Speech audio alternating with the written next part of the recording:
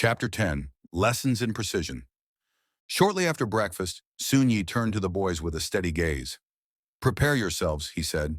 "It's time to show me what you've learned." The boys scrambled excitedly, gathering their gear and following Sun Yi to a secluded area just beyond the house. The space was quiet and open, with enough room for serious practice. Sun Yi wasted no time.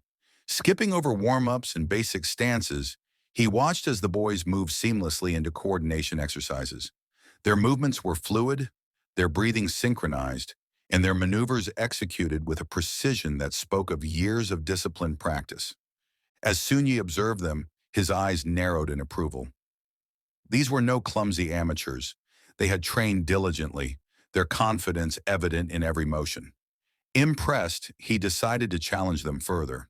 Next, he introduced exercises that focused on energy flow, target practice, and mind-body connection. Here, the boys faltered slightly, their inexperience with these more advanced techniques showing through. Sun Yi patiently stepped in, offering gentle corrections and guiding them through the process. Under his watchful eye, they improved quickly, and Sun Yi couldn't help but feel a swell of pride at their progress. By the time they finished, he was more than satisfied with their competence. As they cooled down, Sun Yi spoke to them in a measured tone. He praised their efforts and explained how they could refine their skills even further. "You've come far," he said, "but the journey is just beginning. With discipline and dedication, you can achieve much more." The boys listened intently, their faces lighting up with determination as they absorbed his words, ready for whatever lay ahead. Chapter 11. Whispers Beyond the Lava. Wu and Ji ambled down the familiar path near Fire Lake, the heat of the lava and the occasional hiss of steam almost comforting in its familiarity. They'd walked this path countless times, but today felt different. "Uncle really pushed us this morning," Ji said, a grin spreading across his face. "He said I've almost perfected the foundational stance." Wu nodded but seemed distracted. "Yeah, he did, but he also said my energy flow needs work," he muttered. Ji shot him a sideways glance, sensing something was on his brother's mind, but said nothing. As they reached their usual practice patch, they set to work with their usual enthusiasm. Energy flowed, their strikes became sharper, and their movements more precise as they incorporated the mind-body connection techniques Sun Yi had taught them. But Wu's focus wavered. Something was bothering him. He couldn't shake the strange feeling from earlier, when he thought he'd seen something. Something just at the edge of his vision. He tried to push it aside, but it gnawed at him. Finally, he stopped mid-strike. "You keep going," Wu said abruptly. "I'll be right back." Ji raised an eyebrow but shrugged, continuing his exercises with a slight variation of their practiced routine. Wu watched for a moment, his brother's movements sharp and precise, almost as if he were testing something new. For a moment, Wu's frustration was replaced with amazement at Ji's growth, but he had no time to dwell on it. Leaping lightly across the scattered patches of solid ground, Wu avoided the bubbling lava and the occasional bursts of steam with practiced ease.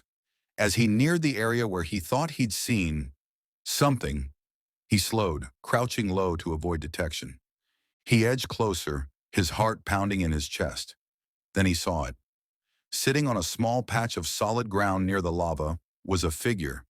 The small frame, wearing a scruffy dress that looked to be made of burlap sackcloth. Long hair cascading down their back. It looked like a girl. Wu's mind raced. Who could she be? How was she out here? The figure sat casually, tossing rocks into the molten lake, completely at ease in this volatile, dangerous place.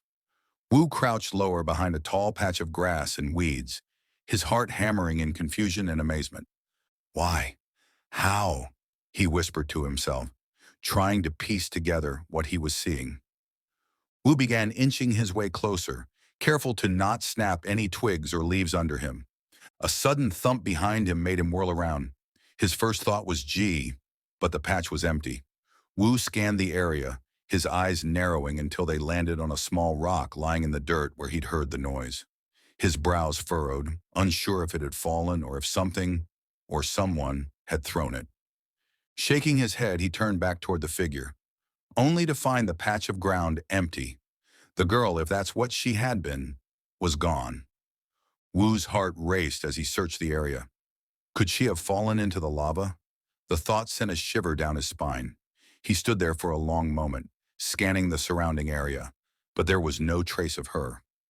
Finally, baffled and uneasy, Wu decided to return to the practice patch.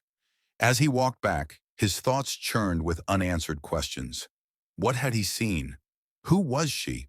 Or had his mind simply been playing tricks on him in the heat and haze of Fire Lake? Whatever it was, Wu couldn't shake the feeling that he'd just glimpsed the edge of something far bigger than he could comprehend.